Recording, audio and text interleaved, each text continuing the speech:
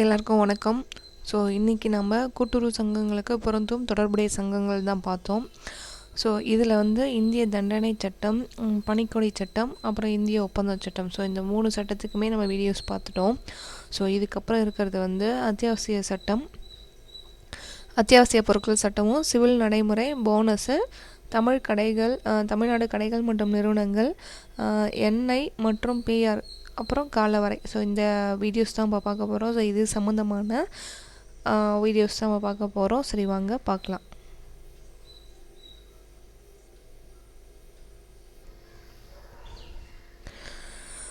இந்திய உரிமையியல் சட்டம் 1908. ஓகேங்களா, சிவில் ஆக்டு. இந்திய உரிமையியல் சட்டம் 1908. ஸோ வாங்க பார்க்கலாம். தனி மனித உரிமையும் சொத்து மீது தனி மனிதனுக்கு உள்ள உரிமையும் பாதிக்கப்பட்டால் இச்சட்டம் அவர்களுக்கு பாதுகாப்பு. ஸோ தனி மனிதனோட உரிமை, அதுக்கப்புறம் சொத்து மீது தனி மனிதனுக்குள்ள உரிமை, இது ரெண்டுக்குமே ஏதாவது ஒரு பாதிப்பு இருக்குதுன்னா இந்த சட்டம் தான் பாதுகாக்கும் அப்படின்னு இருக்காங்க. ஸோ உரிமையியல் நீதிமன்றங்களும் செயல் பகுதிகளும் பொதுவாக பெருநகரங்களை தவிர 3 வகையான நீதிமன்றங்கள் மற்ற இடங்களில் அமைக்கப்பட்டுள்ளன. மாவட்ட உரிமையியல் நீதிமன்றம், கூடுதல் உரிமையியல் நீதிமன்றம், துணை உரிமையியல் நீதிமன்றம், முதல் வகுப்பு உரிமையியல் நீதிமன்றம். ஸோ இந்த 3 நீதிமன்றங்கள் அமைச்சிருக்காங்க அப்படின்னு இருக்காங்க. ஸோ மாவட்ட உரிமையியல் நீதிமன்றம் எத்தகைய மதிப்புடைய வழக்குகளையும் விசாரிக்கலாம். ஸோ மாவட்டத்தில் இருக்கக்கூடியது எந்த மாதிரியான ஒரு உரிமை சம்பந்த வழக்குகளை விசாரிக்கலாம்னு சொல்லியிருக்காங்க. முடிவும் கட்டலாம் அப்படின்னு சொல்லியிருக்காங்க. முதல் வகுப்பு நீதிமன்றத்தில் 15,000 வரையான ரூபாய் 15,000 வரையான வழக்குகள் மட்டுமே ஏற்றுக்கொள்ளும். ஸோ ஒரு சீலிங் மாதிரி வச்சுருக்காங்க. 15,000 வரைக்கும் இருக்கிற வழக்குகள் மட்டும் எடுத்துக்கிறோம் அப்படின்ற மாதிரி. மாவட்ட நீதிபதி எந்த ஒரு வழக்கையும் வேறு எந்த ஒரு நீதிமன்றம் மாற்றலாம். ஸோ மாவட்டத்தில் இருக்கிற ஒரு நீதிபதி என்ன பண்ணலாம், ஒரு கேஸை வேறு ஒரு கோர்ட்டுக்கு கூட மாற்றலாம் அப்படின்னு சொல்லியிருக்காங்க. கீழ்கண்ட வழக்குகளை தனி அதிகாரம் உள்ள உரிமையியல் நீதிமன்றங்களால் தான் விசாரிக்க முடியும். ஸோ இந்த மாதிரி வழக்கெல்லாம் இருந்ததுன்னா அதுக்குன்னு தனி அதிகாரம் உள்ள உரிமையியல் நீதிமன்றங்கள் மட்டும்தான் விசாரிக்க முடியும். எந்த மாதிரி வழக்குனா, பொது அமைப்புகள் தொடர்பான வழக்குகள், பொது அமைப்புகள், ஓகேங்களா, மத சார்புடைய சட்ட சம்பந்த வழக்குகள், பதிப்புரிமை சட்டப்படியான வழக்குகள், நகல் உரிமை சட்டப்படி, திவால் நடவடிக்கை வழக்கு, குற்றவியல் தொடர்பான நடவடிக்கை, இதெல்லாம் தனி அதிகாரம் இருக்கக்கூடிய நீதிமன்றம் தான் விசாரிக்கலாம்னு சொல்லியிருக்காங்க. குற்றவியல் தொடர்பான வழக்குகள், திவால் வழக்குகள், நில ஆக்கிரமிப்பு வழக்கு ஆகியவற்றை மாவட்ட நீதிபதி மட்டுமே விசாரிக்க முடியும். ஸோ மாவட்டத்தில் இருக்க நீதிபதி மட்டுமே என்ன பண்ணலாம், விசாரிக்கலாம்னு சொல்லியிருக்காங்க. உரிமையியல் தொடர்பான வழக்குகள் பிரிவு 9 படி, பிரிவு 9 உரிமையில் தொடர்புடைய எல்லா வழக்குகளும் உரிமையியல் நீதிமன்றம் ஏற்றுக்கொள்ளும். ஸோ உரிமையியல் தொடர்புடைய உரிமை சம்பந்தமாக இருக்கக்கூடிய எல்லா வழக்கையுமே என்ன பண்ணுவாங்க, உரிமையியல் நீதிமன்றம் ஏற்றுக்கொள்வாங்களாம். வழக்குகளை நிறுத்துவதற்கான ஆணை பிரிவு 10 படி உரிமையியல் வழக்குகள் விசாரணையிடமிருந்து கீழ்கண்ட காரணங்களுக்காக நிறுத்தி வைக்கலாம், ஸ்டே வாங்கலாம் அப்படின்ற மாதிரி. முதல் வழக்கில் கருத்து இரண்டாவது வழக்கின் கருத்திற்கும் நேராகவும் சரியாகவும் இருந்தால் நிறுத்தி வைக்கப்படலாம். ஸோ முதல் வழக்கில் கருத்து ரெண்டாவது வழக்கில் இருக்கக்கூடிய கருத்துக்கும் நேராகவும் சரியாகவும் இருந்தால் என்ன பண்ணலாம், நிறுத்தி வைக்கலாம்னு சொல்லியிருக்காங்க. இரண்டாவது வழக்கின் வாதி பிரதிவாதிகளும் அதே நபர்களாக இருந்தால், ஸோ ரெண்டாவது வழக்கிலும் என்ன பண்ணலாம், வாதியும் பிரதிவாதியும் சேம் நபராகவே இருந்தாலும் என்ன பண்ணலாம், நிறுத்தி வைக்கலாம் அப்படின்னு சொல்லியிருக்காங்க. ரஜினி கேட்டா ரேஜடி கேட்டா ஓகே தீர்ப்பு. ஸோ பிரிவு 11 படி உரிமையியல் சட்டத்தில் ஏற்கனவே முடிவு செய்யப்பட்ட ஒரு பிரச்சனையில் மீண்டும் வழக்கு தொடர்வது தடுக்கப்படுவது முக்கியமான அம்சம். ஸோ பிரிவு 11 உரிமையியல் சட்டத்தை பொறுத்த வரைக்கும் ஏற்கனவே முடிவு செய்யப்பட்ட ஒரு பிரச்சனையில் மீண்டும் வழக்கு தொடர்வது. ஸோ ஏற்கனவே ஒரு பிரச்சனை அது முடிவு பண்ணிட்டாங்க, ஆனால் அந்த பிரச்சனைக்கு மீண்டும் வழக்கு தொடர்வது தடுக்கப்படுவது ஒரு முக்கியம். ஸோ மறுபடியும் ஒரு கேஸ் பண்ண மறுபடியும் ஒரே கேஸ் விசாரிக்கிற மாதிரி இருக்கு இல்லையா, ஸோ அது தடுக்கப்படுவது ஒரு முக்கிய அம்சம்னு சொல்லியிருக்காங்க. வழக்கிற்கான காரணத்தை தெரியுது. ஸோ என்ன ரீசன் அந்த வழக்குக்கு அப்படின்னு தெரிவிக்கணும். வழக்குகளுக்கான கட்சிக்காரர்களே தெரியுது. ஸோ இவங்க கட்சிக்காரங்க யார் அப்படின்னு பார்க்கணும். ஒரே தலைப்பில் வழக்குகள், ஸோ சேம் தலைப்பிலே இருக்கிறதா அப்படின்னா இறுதி முடிவு எடுத்தல். ஸோ கட்சிக்காரர்களை வைத்து உரிய நீதிமன்றத்தை முடிவு செய்யப்பட்ட ஒரு தாவாவை மீண்டும் வழக்கில் கொண்டு வர முடியாது.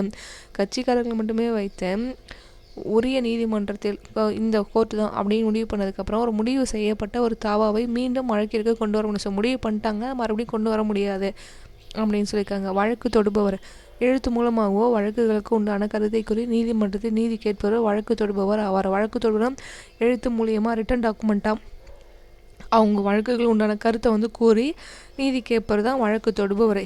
எதிர் வழக்காடுபவர் எதிர்கட்சிக்காரர். வழக்கு தொடுபவர் கூறியுள்ள வழக்குக்கான காரியங்களை மறுத்து வழக்காடுபவர் இதான் எதிர்த்தரப்பு கேஸ் போட்டவங்க அப்படின்னு சொல்லுவாங்க. அதுதான் அழைப்பாணை அனுப்புதல். வழக்கு தொடுபவர் முறையான வழக்கை எழுத்து மூலமாகவோ உரிய கட்டணம் செலுத்தி உரிய நீதிமன்றத்தை கொடுத்தல் வேண்டும். நீதிமன்றம் எதிர் வழக்காடுபவர் வழக்கின் கருத்துக்கள் அடங்கிய நகலை அனுப்பி வைப்பாங்க. ஸோ அனுப்பி அதற்கு அவர் விளக்கம் கூற நீதிமன்றம் வருமாறு அழைப்பாணை அனுப்பும். அழைப்பாணையை பெற்று அதன் பின்பும் எதிர் வழக்காடு நீதிமன்றம் வரவில்லை என்றால் எதிர் வழக்காட ஆள் இல்லை என கருதி வழக்கு முடிவுக்கு வரப்படும். இதை நம்ம நிறையா இந்த சினிமாலெலாம் பார்த்துருப்போம் இல்லையா, ஒரு கேஸ் போட்டிருக்காங்க. ஸோ எதிர்கட்சிக்காரங்களுக்கு என்ன சொல்லுவாங்க, உங்கள் மேலே இது மாதிரி கேஸ் வந்திருக்கு, இந்த டீட்டெயில்ஸ் எல்லாம் சொல்லுவாங்க, நீங்கள் வாங்க அப்படின்வாங்கல்ல கோர்ட்டுக்கு. ஸோ அதுதான் சொல்கிறாங்க. ஸோ அவங்க வரல அப்படின்னா எதிரில் வழக்காட ஆள் இல்லைன்னு சொல்லிட்டு கேஸை முடிச்சுடுவாங்க அப்படின்னு சொல்லியிருக்காங்க. ஸோ வழக்கு விசாரணை. வழக்கு தொடுபவரின் வழக்கறிஞர் தன் கட்சிக்காரர் சார்பில் வழக்குகளான ஆவணங்களை நீதிமன்றத்தை காட்டி வழக்கின் உண்மைகளை நீதிமன்றம் எடுத்துடும். ஸோ இதுதான் வழக்கு தொடுபவர். நம்ம வழக்கு போட்டிருக்கோம் அப்படின்னா நம்மளுடைய அட்வொகேட் என்ன பண்ணுவாங்க, நம்மகிட்ட இருக்க டாக்குமெண்ட் எல்லாம் வாங்கி நீதிமன்றத்தில் காட்டி உண்மை தான் அப்படின்றத எடுத்து சொல்லுவாங்க.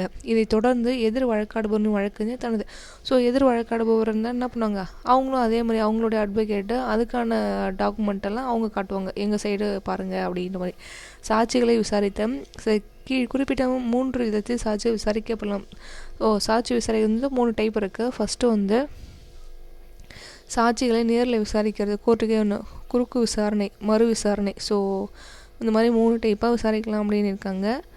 தீர்ப்பு. சாட்சியங்களுக்கு பிறகு இரு கட்சிக்காரர்களின் வழக்கறிஞர்களின் முழு விவாதத்திற்கு பின் 2 பக்கமும் கேட்டு முடிச்சதுக்கப்புறம் பின் வழக்கின் தன்மைகள், சாட்சியங்கள், ஆவணங்கள், அதனுடைய சாட்சி என்ன, டாக்குமெண்ட் என்ன, வழக்கறிஞர் சட்டப்படி என்ன வாதங்கள் ஆகியவற்றின் அடிப்படையில் நீதிபதி தீர்ப்பை வழங்குவார். 2 பக்கமும் அவங்கவுங்க தரப்பு நியாயத்தை கேட்டுட்டாங்க, டாக்குமெண்ட் பார்த்துட்டாங்க, அவங்களுக்கான சாட்சியை விசாரிச்சுட்டாங்க.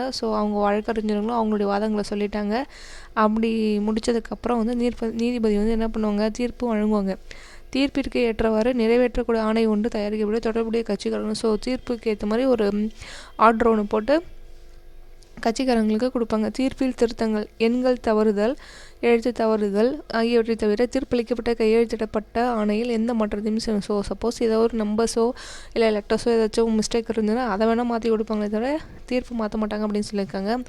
தீர்ப்பளிக்கப்பட்ட கையெழுத்திடப்பட்ட தீர்ப்பு கொடுத்துட்டு சைன் பண்ணிட்டாங்க, அந்த ஆர்டரில் எந்த மாற்றமும் செய்ய முடியாதுன்னு சொல்லியிருக்காங்க. மேல்முறையீடு. முடிவு கட்டப்பட்டு தீர்ப்பளிக்கப்பட்ட வழக்கால் பாதிக்கப்பட்ட நபர் உரிய நீதிமன்றத்தை மேல்முறையீடு செய்யலாம். முடிவு கொடுத்துட்டாங்க, அந்த முடிவுனால ஒருத்தர் பாதிக்கப்படுறாருன்னா என்ன பண்ணலாம், மேல்முறையீடு செய்யலாம். மறு ஆய்வு, மறுபரிசீலனை, இது ஏற்கனவே நம்ம பார்த்தோம். இது எல்லாத்துலேயுமே ஒரு காமனான விஷயம்தான். மேல்முறையீட்டில் தீர்ப்பால் பாதிக்கப்பட்ட நபர் மறு ஆய்வுக்கு வழக்கை கொண்டு செல்லலாம். மேல்முறையீட்லேயும் தீர்ப்பு வந்திருக்கு, அதுலேயும் பாதிக்கப்படனா மறு ஆய்வுக்கு போகலாம். மறு ஆய்விலையும் தீர்ப்பால் பாதிக்கப்படணும், மறுபரிசீலனைக்கு பண்ணலாம். தனது வழக்கை உரிய காலத்திற்குள்ளே அந்த டைமுக்குள்ளே எடுத்துன்னு போகணும். ஃபஸ்ட்டு ஒரு வழக்காடுறாங்க, அது தீர்ப்பு கொடுக்குறாங்க, அது சரியில்லைன்னா மேல்முறையீடு போடுறாங்க, அதுவும் சரியில்லைனா மறு ஆய்வு போடுறாங்க, அதுவும் எனக்கு சரி திருப்திப்படலைன்னா என்ன பண்ணுறாங்க, மறுபரிசீலனை போகிறாங்க. இதுதான் சிவில் ஆக்டு. அடுத்தது இன்னொரு ஆக்டு பார்க்கலாம்.